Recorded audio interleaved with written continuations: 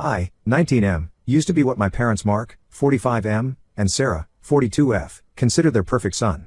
I was good at sports, maintained straight A's, and basically fit into their image of an ideal family.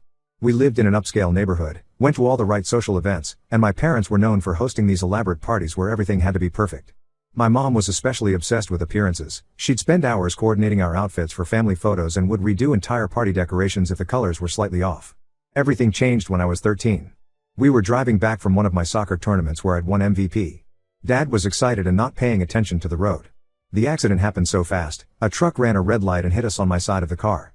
I woke up in the hospital 2 weeks later to news that would change my life forever. I'd never walk again.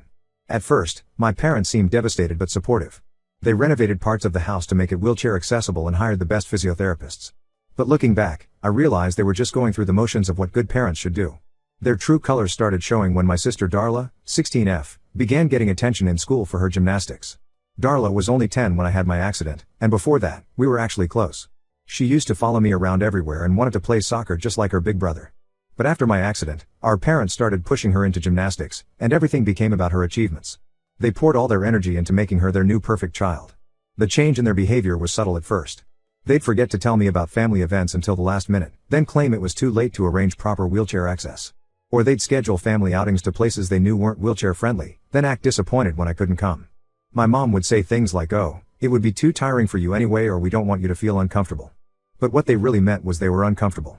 Darla picked up on their attitude and started treating me differently too.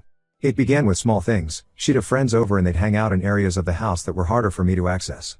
Then it escalated to her making comments like it's so much easier to plan things when we don't have to worry about wheelchair ramps, or mom and dad are so much more relaxed when they don't have to help you all the time. By the time she was 14, Darla had become downright mean. She started calling me wheels and would deliberately leave things in my way. Once, she and her friends thought it would be funny to move my wheelchair while I was on the couch watching TV. I was stranded there for 2 hours until our housekeeper found me. When I told our parents, they said I was being too sensitive and that Darla was just being a teenager. The real kicker came last month during our annual family photo shoot. We've been doing these elaborate photo shoots every year since I can remember. Mom uses them for Christmas cards, social media, and apparently some local magazine even featured our family once as the perfect modern family. This year, they scheduled it at a new studio downtown. The morning of the shoot, Mom came to my room all apologetic. She said, "Honey, we've been thinking. The studio has some really elegant vintage furniture they want to use for the shoot, and your wheelchair might not. Well, it might not match the aesthetic they're going for. Maybe we could do a separate shoot with you another time?" I heard Darla snickering outside my door, making some comment about how the photos would finally look normal this year. I was hurt but not surprised. This was just another example of them prioritizing their perfect image over me. What they didn't know was that my grandfather was coming to visit that evening. He's my dad's father and owns a successful chain of hotels across the country. He travels a lot for business, so we only see him a few times a year. He's always been different from my parents, more interested in real character than appearances. When he arrived, my parents were still reviewing the photos from the shoot with Darla. They were all excited about how perfect the photos looked, with Darla in her gymnastics pose on this antique chaise lounge, Mom and Dad standing proudly behind her. Grandfather immediately noticed I wasn't in any of the pictures and asked why. My mom tried to smooth it over, saying I wasn't feeling well that day. But something in me snapped. Maybe it was seeing them all gathered there, admiring their perfect family photos that I wasn't part of. Maybe it was remembering all the other times they'd excluded me. Whatever it was, I couldn't stay quiet anymore. I told my grandfather everything, not just about the photo shoot, but all of it. The forgotten invitations to family events. The way they'd schedule things at inaccessible venues then act like it couldn't be helped. How they'd stopped getting my wheelchair serviced regularly because it was too expensive but had no problem spending thousands on Darla's gymnastics competitions. I showed him text messages from Darla mocking me, videos her friends had posted making fun of me, and emails from my parents making excuses for various events I wasn't allowed to attend. Darla walked in right in the middle of this and, completely misreading the situation, made some joke about how at least the Christmas cards wouldn't need Photoshop this year to look perfect. The look on my grandfather's face was terrifying. He's usually this calm, composed businessman, but in that moment, he looked like he could breathe fire. He left without saying much, which was somehow worse than if he'd yelled. 2 days later, his lawyer showed up at our house. My parents were called to his office the next day, and when they came back, they looked like they'd seen ghosts. Apparently, my grandfather had changed his will. Instead of my parents inheriting his hotel chain and properties, everything would now go to me when I turned 25. He'd also set up an immediate trust fund for my medical care and education that my parents couldn't access. Now my parents are suddenly trying to include me in everything. Mom's talking about redoing the family photos with me in them.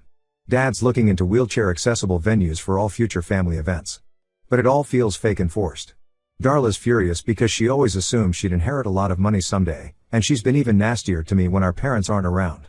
My grandfather says I shouldn't feel guilty because they brought this on themselves through years of cruel behavior. But part of me wonders if I went too far by telling him everything. The family dynamic is completely messed up now, and even though they never treated me right, I never wanted to destroy my family. Ida for essentially causing my parents to lose their inheritance?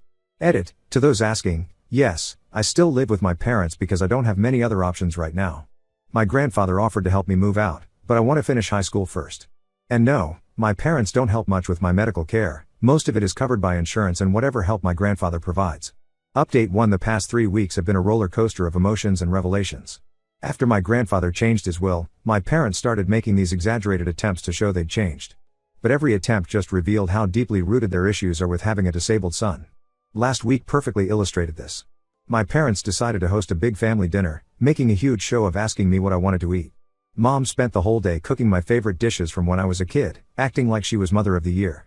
Dad kept coming to my room every hour to check if I needed anything, which he'd never done before. The whole thing felt forced and uncomfortable. When dinner time came, they'd set up this elaborate spread on our new dining table, a massive mahogany piece that Mom had bought last month as part of her home improvement kick. But as soon as I wheeled up to it, I realized I couldn't even reach my plate properly. The table was too high for my wheelchair, and the ornate base meant I couldn't get close enough. When I pointed this out, Mom burst into tears, wailing about how she's trying her best but nothing she does is ever good enough. Dad just sat there looking helpless while Darla smirked behind her napkin. I was about to leave the room when my Aunt Lisa, Mom's sister, arrived. She's always been different from the rest of the family, more down to earth and genuinely caring. She took one look at the situation and immediately understood what was happening. She helped me adjust my position and moved everything within my reach, all while giving my parents this disappointed look. After dinner, Aunt Lisa asked to see some documentation about my accident. She'd helped with the legal proceedings back then but had moved across the country shortly after for work. She's a paralegal, which became very relevant very quickly. As she was going through the old papers in Dad's office, she found something that made her face go pale. It turns out my parents had received a substantial settlement after my accident, we're talking high six figures. This money was specifically designated for my care, future medical needs, and to ensure I could live independently despite my disability. I had no idea this money existed. But as Aunt Lisa dug deeper, she discovered that my parents had spent most of it on family expenses. These family expenses included a complete house renovation, mostly cosmetic changes that didn't help my mobility, Darla's expensive summer camps and gymnastics training, and even a vacation home in Florida that I've never even visited because it's not wheelchair accessible. They'd kept a small portion for my medical needs, but nowhere near what was intended. When Aunt Lisa confronted them, all hell broke loose. Mom started crying again, saying they'd used the money for the good of the whole family. Dad tried to justify it by claiming that improving our lifestyle and maintaining our social status would ultimately benefit me too. But Aunt Lisa wasn't having any of it. She had helped process the original settlement and knew exactly what the money was meant for. The argument got more heated when my aunt revealed she still had copies of all the original documentation. She threatened to report them for misappropriating the settlement funds, which apparently could have serious legal consequences. Mom went from crying to hysterical, begging her not to destroy our family. Dad turned red and started yelling about family loyalty. Darla, who'd been listening from the hallway, stormed in and started screaming that it wasn't fair. She yelled that she'd earned those summer camps and training sessions with her talent, and it wasn't her fault that the money had come from my settlement. Then she ran to her room and slammed the door. Since then, Darla has taken her drama to social media. She's been posting these vague but obviously targeted messages about how some people use their disabilities to manipulate others and how one person's condition shouldn't give them the right to destroy a family. She hasn't tagged me or mentioned me by name, but all her friends know who she's talking about. Some of them have been sending me nasty messages, calling me selfish and saying I'm tearing my family apart. The situation got even more complicated when my grandfather found out about the settlement money. One of Darla's friends had shared her posts, and they somehow made their way to him. He was absolutely livid. Now he's talking about taking legal action against my parents for misusing the settlement funds. They're terrified and have been begging me to talk him out of it, saying it will destroy our family forever. Mom tried to guilt-trip me yesterday, saying if they get into legal trouble, it will ruin Darla's chances of getting into a good college. She said I would be responsible for destroying my sister's future.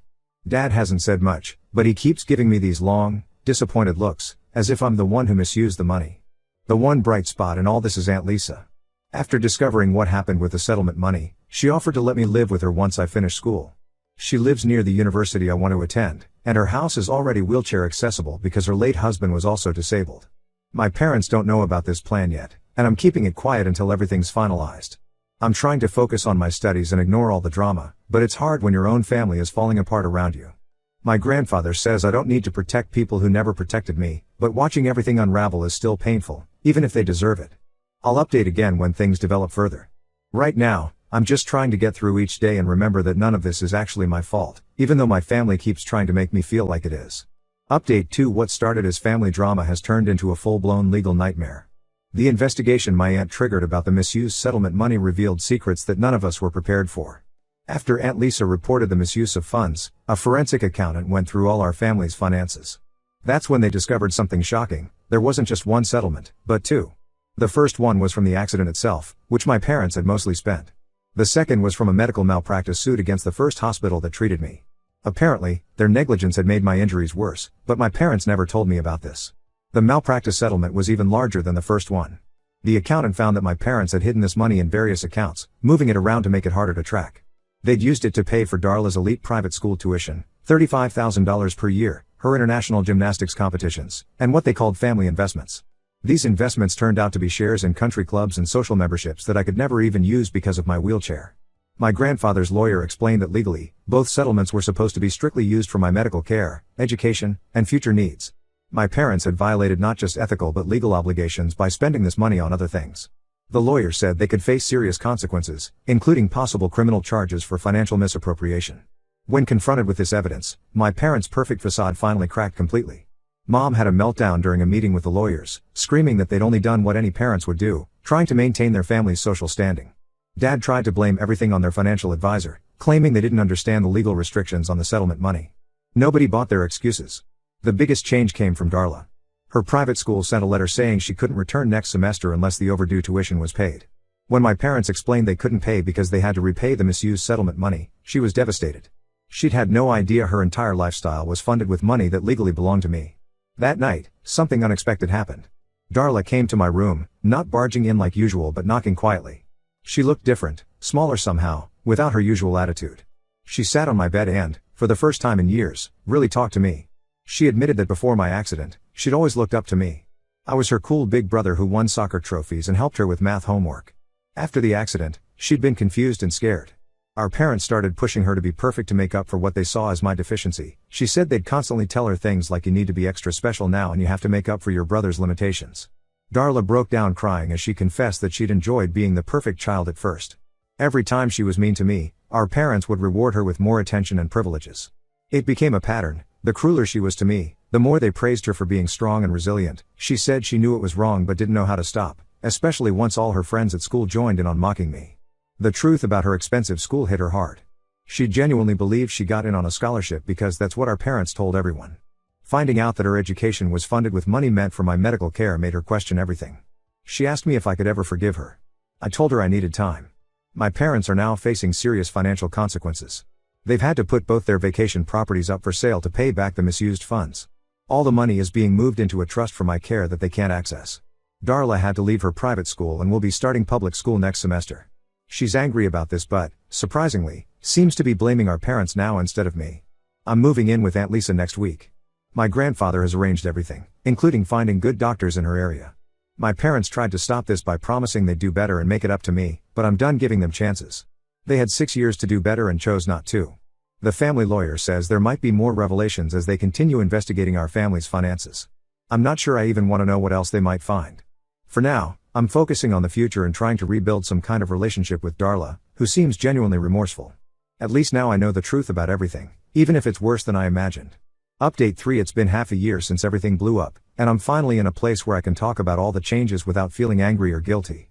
Living with Aunt Lisa has completely transformed my life. Her house isn't just physically accessible, it's the first place I've lived where I don't feel like an inconvenience. The most significant change has been my medical care. My aunt found a rehabilitation center that specializes in spinal cord injuries. They've introduced me to new treatments and therapies that my parents never bothered to explore. My upper body strength has improved significantly, and I'm learning to be more independent.